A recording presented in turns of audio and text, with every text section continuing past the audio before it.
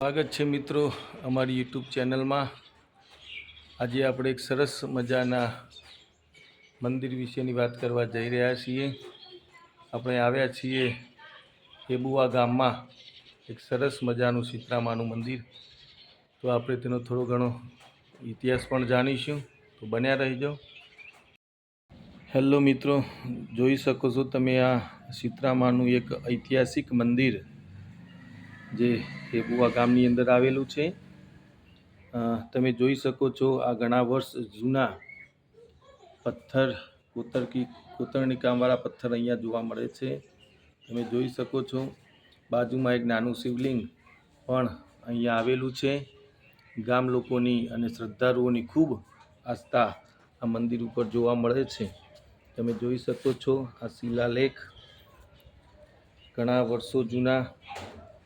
આ મંદિરની અંદર ખૂબ મહત્ત્વ આ પથ્થરો ધરાવે છે। તમે જોઈ શકો છો આ પાળિયા બાપા તરીકે પણ ઓળખવામાં આવે છે મંદિરને। આ હેબુઆ ગામનું એક ધરોહર સમાન શીતળામાનું મંદિર તમે જોઈ શકો છો। તમે જોઈ શકો છો આ શ્રદ્ધાળુઓને માનતા રૂપે માનેલા શ્રીફળનો પણ અહીંયા ઢગલો જોવા મળે છે। તો ચાલે એમના એક એક પથ્થર વિશેની વાત કરીએ।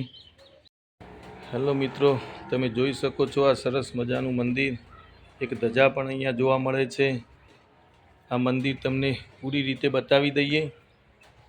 જોઈ શકો છો શિવલિંગ। તમે જોઈ શકો છો આ મંદિરમાં વપરાયેલા શિલાલેખ પણ આપણે કહી શકીએ ને આમ પથ્થર પણ કહી શકીએ એવા પ્રાચીન પથ્થર તમે જોઈ શકો છો।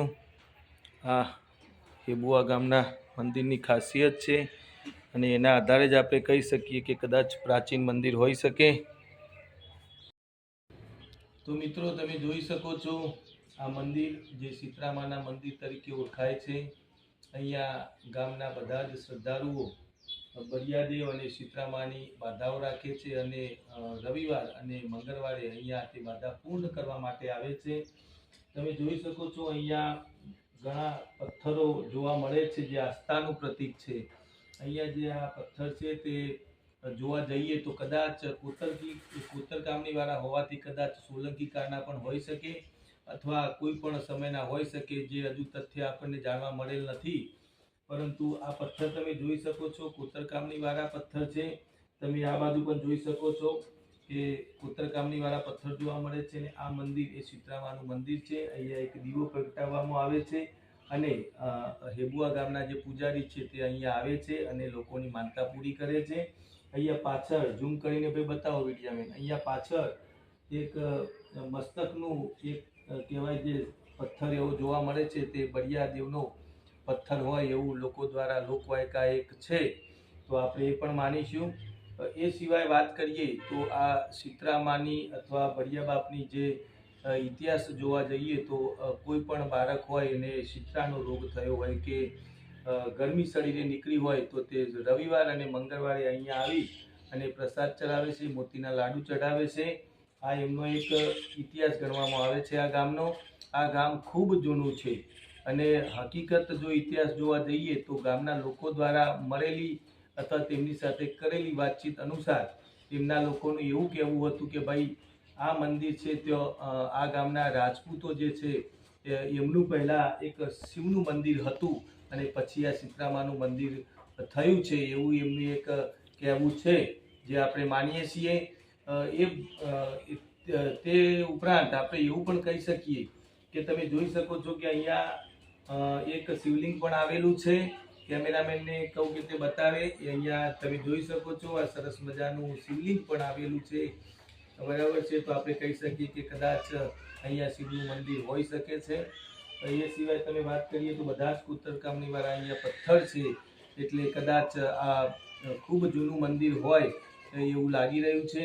અહીંયા તમે જોઈ શકો છો અગરબત્તીઓ પણ ઘણી બધી જોવા મળી રહી છે, એ એક આસ્થાનો પુરાવો આપણે કહી શકીએ। બાજુમાં શ્રીફળ એટલે આપણે નારિયેળ કહીએ તેના પણ ઢગલા અહીંયા જોવા મળે છે, તો એ પણ આપણે એવું કહી શકીએ કે એક આસ્થાનું પ્રતીક છે। અહીંયા હેબુઆ ગામના જે રાજપૂત યુવા મિત્રો છે તેમના લગ્ન થાય તો એ લગ્ન કરી અને અહીંયા આવે છે અને અહીંયા તેમના લગ્નના જે નવ પતિ પત્ની હોય તેમના શેરા પણ અહીંયા છોડવામાં આવે છે. આ મંદિરની અંદર તમે જુઓ 2 દરવાજા આપેલા છે, જે ગામ લોકો દ્વારા તાજેતરમાં જ બનાવવામાં આવ્યા છે.